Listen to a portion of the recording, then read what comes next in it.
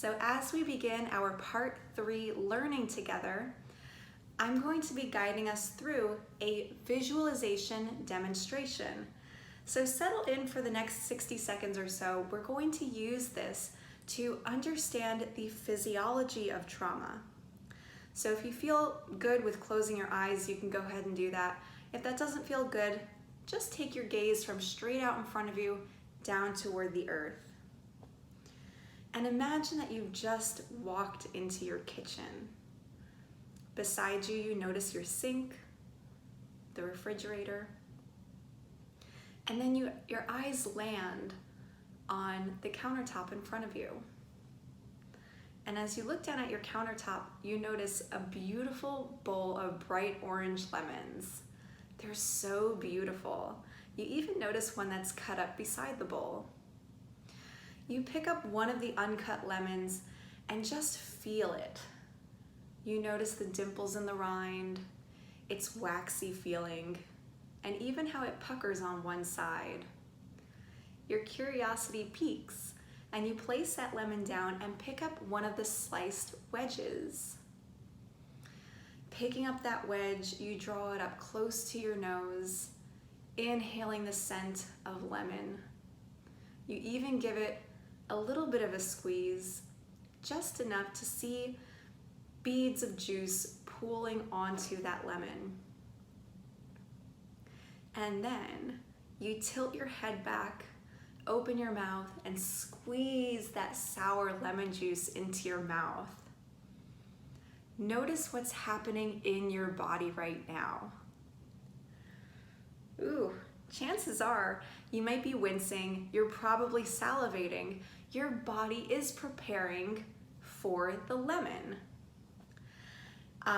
Most people, 80% of people, will respond to this little demonstration by salivating. And that just goes to show us that our brains are so smart, but they can also be fooled. Ultimately, the brain doesn't know the difference between a stimulus that's real and a stimulus that is imagined. It doesn't know the difference between what it thinks it sees or what it actually sees. And when we look at brains, the brain region activation for seeing versus thinking has an 80% overlap. That's incredible. So as we go through a visualization experience of this lemon, our body actually prepares on a physiological level to break down the sugars of this incoming lemon. Now, we don't actually have any lemons here. I mean, if you have a lemon, you have a lemon. If you don't, you don't. But for the purpose of this experiment, our body was prepared to digest a lemon that we imagined. And we can use the powers of our visualizations as long as we're aware of them. But ultimately, the body doesn't know the difference. Again, it doesn't know if it sees something or if we're imagining something so it thinks it sees it. And this can be the same for re-examining past experiences. We can relive a really fond, positive memory and flood our blood with oxytocin, the bonding hormone. Similarly, we can relive a really stressful memory or a traumatic memory and fill our blood with things like adrenaline, with cortisol. Take a moment to chew on that.